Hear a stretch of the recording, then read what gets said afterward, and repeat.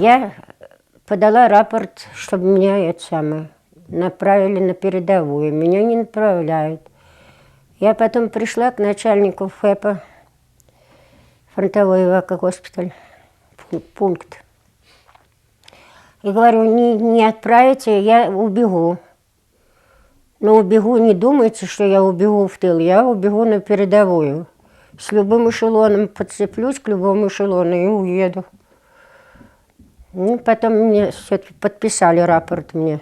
Оттуда я попала в пехоту.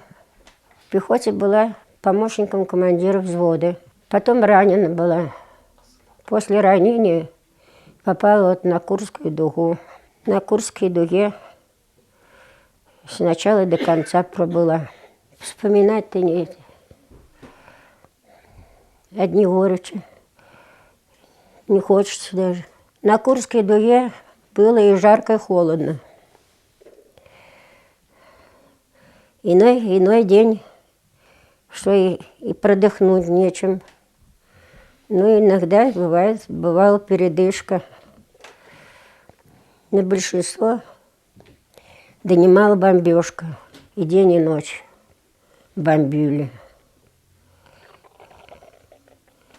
Было очень тяжело, да и, как говорится, и воевать-то еще первое время нечем было. Ни снарядов, ни патронов, ничего не было.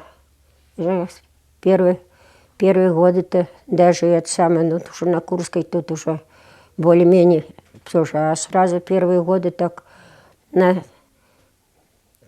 5 человек 3 винтовки, 5 патронов. Как хочешь, так и воюй. Еще надо и для себя оставить, чтобы не попасть живьем к врагу в руки.